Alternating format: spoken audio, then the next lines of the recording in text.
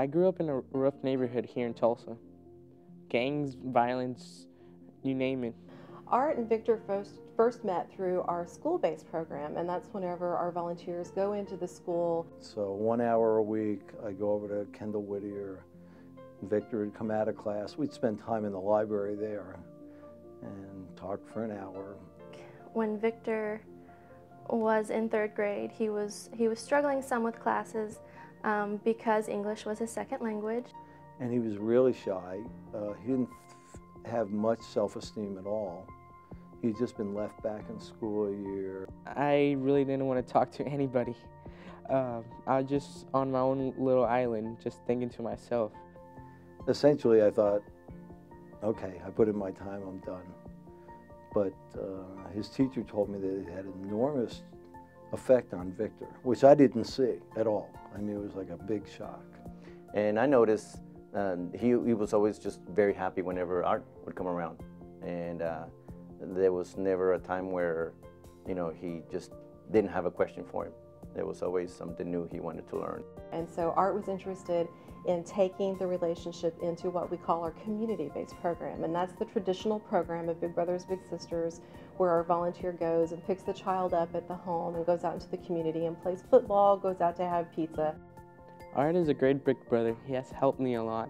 In 3rd grade, they figured out I was dyslexic. I was giving Victor books to read, and this teacher said, no, he can't read that. I gave him like Catch-22 and Catcher in the Rye. When Art taught me about the Marx Brothers, the first thing that came in my mind, he's old, it's black and white.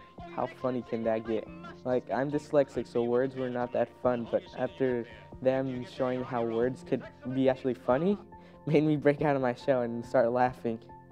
I think one of the most interesting things that Art has done for Victor is that he's not only talked about going to universities and going into higher education and getting his degrees, he's actually shown him by taking him on tours of universities around the United States. Let's see, we went to Dartmouth and MIT and Harvard, and the people on these campuses were pretty impressed with him.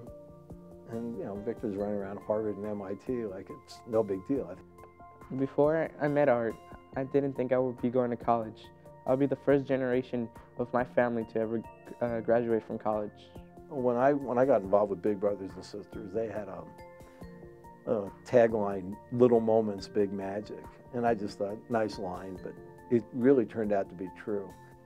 And we go to football games together. And so Victor, when he got to be a freshman at Booker T. Washington, he said he wanted to go out for football. And I said, okay.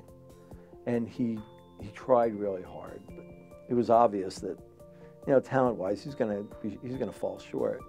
And, you know, he was so worried that I'd be disappointed, and I told him how proud I was of him, and I prefer that he get ahead in life with his brain and not get all beat up. And he said, so I don't have to be, no, you don't have to play football. That's fine. And you know, it's one of the great moments in our relationship because I taught him that you need to try things. You can fail. There's nothing wrong with that. I've learned a lot about myself through this relationship, not just him. And I've grown.